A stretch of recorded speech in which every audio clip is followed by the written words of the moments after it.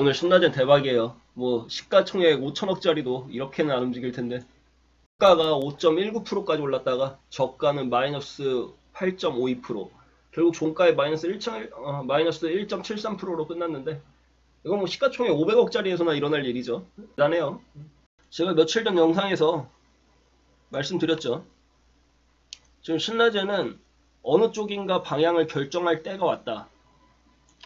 그 방향이 아랫방향일지 위에방향일지는 알 수는 없지만 팩400 삼상은 빨라야 2020년, 그냥 지금 추세로 간다면 2021년이 넘어가요. 더 늦어질 수도 있고요. 그러면 앞으로 최소한 1년에서 3년 정도 남은 시간이 필요한 거고, 자금 조달을 지금 만약에 당장에 이번 달에 들어간다고 해도 리픽싱을 걸쳐서 전환 청구 기간까지는 최소한 못해도 1년이 남는 거예요. 그러면 지금 신라젠은 절대 1년 안에 결판 안 나는 게임을 하고 있어요. 그런데 오늘의 이 찌라시성 기사와 신라젠의 다급한 입장문, 그리고 오늘의 거래량, 거래 주체, 움직임, 이런 게 앞으로 이제 CB 행사하고 팩400 삼상의 결과를 거치는데 굉장히 도움 주는 자료가 돼버렸어요. 일단 얘기 들어보시죠. 전일 미국 나스닥이 2%가량 상승한 가운데 코스닥이 굉장히 상승세 좋게 시작을 했어요. 신라젠도 덕분에 상당량 오전 중에 상승을 기록했죠. 그런데 12시 55분에 팍스넷에서 팩400 삼상에 대한 굉장히 부정적인 기사가 나와요. 단 5분 만에 마이너스 12.37% 빠지면서 PI가 발동이 됐죠. 어떤 기사가 나왔는지 한번 볼게요. 제목이 굉장히 자극적이에요. 소매함제 팩400 임상 진행 교수도 기대 안 한다. 마치 이 기사 제목을 딱 봤을 때 임상을 담당하고 있는 교수도 삼상이 통과를 못할 것처럼 그렇게 얘기를 하죠. 그런데 이 내용을 자세히 보면요, 뭐 특별한 내용이 없어요. 그냥 다 알고 있는, 뭐 그냥 그저 그런 내용이죠. 그냥 제목만 보고 일단 던진 게 엄청 큰 것 같아요. 이거 보면 제일 큰 내용이 삼상도 별로 기대는 하지 않고 있다. 이게 제일 커요. 그런데 제가 전에도 말씀드렸지만 신약 개발의 임상 3단계는요 50%의 약물이 이 단계에서 광탈당하며 무사히 통과하는 약물은 30% 미만에 불과하다. 당연히 기대를 안 한 게 맞아요. 그리고 현장에서 직접 하고 있는 사람이라면 정말 기대가 안 갈 수밖에 없죠. 그리고 통과를 해도 당국이 허가를 내주지 않아서 퇴짜 먹는 경우도 허다하다. 대부분의 신약 개발은 실패하는 게 일반적이에요. 그럼 그 당연한 내용을 가지고 이 기사를 지금 써냈죠. 기사 발표 이후에 오히려 하락하는 모습 보여줬죠. 근데 저는 이게 입장문이 안 나왔으면 더 낫을 것 같아요. 굳이 나올 이유가 없었는데. 보시면 보도에 대해서 사실 무근임을 밝힙니다. 법리 검토에 들어가 있음을 말씀. 유효성 데이터에 관해 외부 누설을 할 수 없음. 불가능. 외부 누설을 한 적이 없어요. 외부 데이터, 유효성 데이터를. 그냥 기대 안 한다고 했어요. 대규모 모집하고 있지만 원래 600명 생각했는데 현재 한 350명 정도 모였다고 했죠. 여기 지금 이 입장문의 내용을 보면 그 보도에 대해서 팩400 삼상이 굉장히 긍정적이다. 그럴 만한 내용은 입장문 어디에도 찾아볼 수가 없어요. 주목해야 할 포인트는 기사가 정확하게 49분에 발표되고 VI가 발동될 때까지 단 5분밖에 안 걸렸어요. 그러면 그 기사에 대한 해석조차 할 수 없는, 그냥 제목만 보고 던졌다는 내용인데, 단순하게 뉴스의 제목만 보고 그냥 던졌다는 거. 그러면 신라젠이라는 기업은 팩400이 삼상을 통과하지 못하면 얼마나 추락할지 알 수 없다는 거죠. 생각을 조금 해보니까 팔 내용이 아니에요. 원래 있던 내용이에요. 그냥 당연한 얘기 한 거고. 그러니까 곧바로 다시 회복하죠. 신라젠 측에서 입장을 발표하는 즉시 거기가 고점이었어요. 그리고 다시 아랫방향으로 내려오죠. 입장문은 삼상은 알 수 없는 거다. 이거를 확인해주는 입장문이기 때문에 오히려 와지라시에 반하는 반대 입장문, 그냥 생각이 들었던 거를 그냥 원래 신약 개발은 성공률 30%다. 이거에 쐐기를 박아준 게 오히려 입장문 발표였어요. 결국에는 원상태로 돌아왔죠. 이렇게 뻔한 내용을 말씀드리려고 방송을 킨 건 아니고요. 제가 곧 위나 아랫 방향으로 움직임이 생길 수밖에 없는 구간이다. 그냥 차트상 수렴 구간에 도달했어요. 방향을 결정을 해야 돼요. 횡보하기가 굉장히 힘든 시점이 돼버렸어요.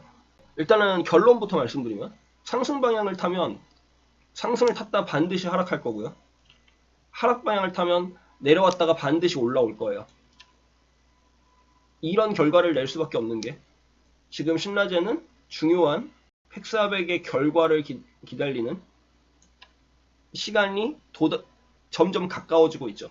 이게 빠르면 2020년, 오래 걸리면 2021년에서 2022년 정도가 되겠죠. 어쨌든 그 안에 웬만한 결론은 나올 거예요. 무용성 평가는 이 약이 쓰레기인지 확인해 주는 거예요. 만약에 무용성 평가에서 안 좋은 소리 나왔다면 그대로 박살이에요. 그냥 무용성 평가 자체는 잘 순항하고 있으면 조용히 지나가는 게 맞아요. 그러니까 무용성 평가의 이야기가 크게 나오면 크게 나올수록 그건 박살이라는 얘기고, 그냥 순조롭게 진행돼야 무용성 평가에 대한 이야기가 크게 없어야 팩400 삼상은 부드럽게 진행되고 있는 거예요. 그냥 오히려 시끄럽지 않은 게 좋은 거예요. 일단 중요한 거는 자금 조달의 시점과 임상 3상이 끝나는 시점의 간격이 얼마나 되느냐, 이런 거에 대해서 좀 따져봐야 하는데, 그거는 일단은 좀 더 공시를 기다려 봐야 되고요. 오늘 나온 포인트로 말씀을 드리면, 일단 오늘 거래량 굉장히 많이 터졌어요. 일부러 흘려서 가지고 거래량을 터트릴 만큼 일단 거래량이 많이 터졌고요. 뭐 적긴 하지만 개인의 물량이 살짝 해소된 모습이 보이죠.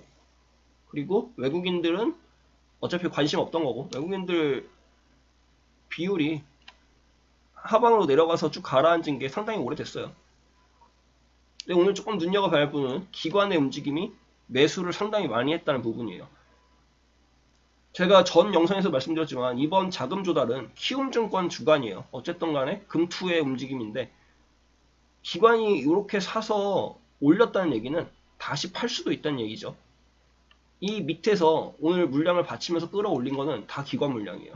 기사를 누가 내보냈는지는 모르지만 어쨌든 간에 물량을 모으기 위해서 거래를 폭발시킬 필요는 있었던 거죠. 그리고 대차장고도 같이 늘어났어요. 예를 들어서 2200억이 될지 3000억이 될지는 모르겠지만 12발행이 6월 정도에 됐다고 쳐요.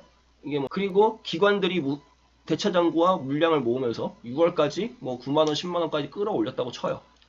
그러면 여기가 전환사채 발행가가 돼버려요. 그러면 전환사채 발행가는 3개월 정도의 평균을 갖고 보니까 대략적으로 7, 8, 9, 10 이렇게 오른 거죠. 그러면 중간 가격인 한 85,000원 정도에서 결정이 될 거예요. 리픽싱을 때릴 수 있는 거는 또 30%가 되겠죠. 그럼 85,000원에서 30% 때린다고 치면 대략적으로 6만원이 돼요. 6만원까지 내릴 수 있다는 얘기예요. 자기네들이 열심히 끌어올려가지고 물량을 모아가지고 10만원까지 올려놨어요. 대차장고 충분히 쌓고 물량 모았죠. 그럼 6만원까지 빼는 것도 일도 아니에요. 이것도 근데 한 번에 빼면 안 되고 계속 천천히 올릴 때랑 마찬가지예요. 이것도 3개월 정도의 기간으로 평가를 받고, 1개월이 될지 3개월이 될지 모르겠어요. 이거는 계약 조건에 따라 전부 다 달라지기 때문에 평균 주가가 중요해요. 그러니까 리픽싱을 30%를 꽉 채우려면 한 요 정도에서는 1개월에서 3개월 정도 주가가 계속 놀아야 한다는 얘기예요. 그럼 계속 누를 물량이 필요하겠죠. 그럼 이런 물량, 적은 물량 가지고는 안 된다는 얘기예요, 결국에는. 그러니까 물량을 좀 채울 필요가 있어요. 그러니까 자금 조달을 한다고 결정이 났다면 오늘의 시나리오는 제가 지금 그림을 그린 것과 같이 당분간은 띄워서 12발행을 하고 리픽싱을 하기 위한, 그리고 이렇게 봤을 때는 장기적으로는 또 기관들이 예측하기에는 나중에 팩400 삼상에 대해서 좀 긍정적인 결과를 낼 수도 있겠다라는 기대감이 있을 수도 있어요. 그럼 반대로 그려볼게요. 만약에 하방이 목표예요. 일단은 12 발행가를 낮추려고 그래요. 그래서 똑같이 한 예를 들면 한 6월 정도로 보죠. 얼마를 낮출 수 있을지 모르겠어요. 지금 물량 자체가 이미 별 소진이 돼서 없는 상태인데, 물량이 없는 상태로 공매도 때려봐야 쉽지는 않아요. 그래서 이거는 사실 전자가 훨씬 더 가능성이 높고 후자는 좀 힘든 얘기인데, 만약에 억지로 끌고 간다고 쳐봐요. 그럼 만약에 지금 75,000원인데 6월 달에 한 6만 원까지 내렸어요. 그럼 물량을 팔고 공매도를 쳐야 떨어지겠죠. 그러면 지금 한 75,000원에서 7만원, 65,000원, 6만원 이런 식으로 떨어뜨렸어요. 그러면 대략적으로 뭐 한 67,000원 정도가 이제 행사가 발행가가 되겠죠. 6만 7, 8천원 정도가 될 거예요. 다시 30%를 때리면 6만 7천원에서 30%면 한 4만 5천원 정도 나오겠네요. 리픽싱가는 한 4만 5천원까지 떨어뜨릴 수 있어요. 근데 이미 소진한 물량인데 여기서 30%더 빼려면 어떤 수를 써야 빠질까요? 쉽지 않을 것 같아요. 이거는 제가 봤을 때 이런 시나리오를 만약 그린다면 일단은 원금 보장은 가능한다는 전제 조건으로 구독